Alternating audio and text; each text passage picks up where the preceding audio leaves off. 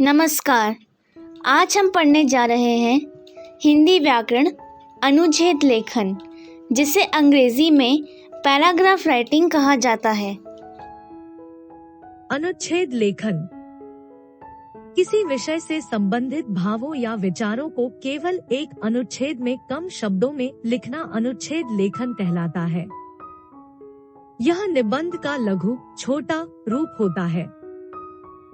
अनुच्छेद में सीधा ही विषय पर लिखना होता है, इसके अलग अलग भाग नहीं होते। अनुच्छेद लिखते समय ध्यान रखने योग्य बातें।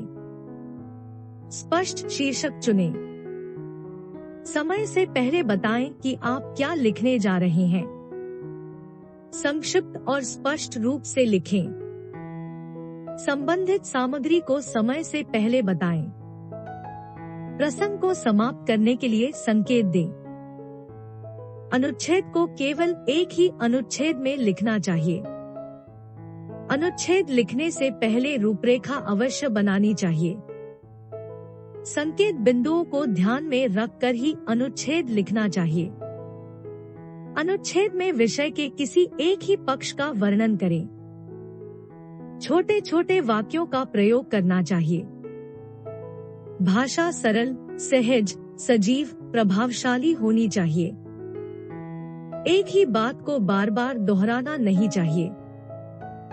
विषय से संबंधित विचारों को क्रम से लिखना चाहिए। भूमिका, पक्ष विपक्ष का वर्णन नहीं लिखना चाहिए। अनुच्छेद लिखते समय विराम चिन्हों का ध्यान रखना चाहिए। विषय से न हटें, अनावश्यक विस्तार से बचें। अनुच्छेद लेखन में मुख्य विचार अंत में अवश्य लिखना चाहिए। शब्द सीमा को ध्यान में रखकर ही अनुच्छेद लिखना चाहिए। अनुच्छेद के उदाहरण। अभ्यास का महत्व।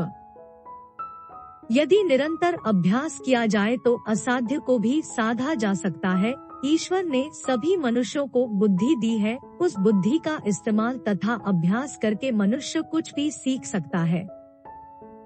अर्जुन तथा एकलव्य के निरंतर अभ्यास करके धनुर्विद्या में निपुणता प्राप्त की।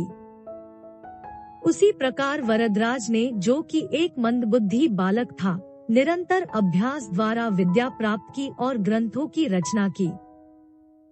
उन्हीं पर एक प्रसिद्ध कहावत बनी, करत करत अभ्यास के जड़मती होत सुजान, रसरी आवत जात ते सिल पर परत निशान।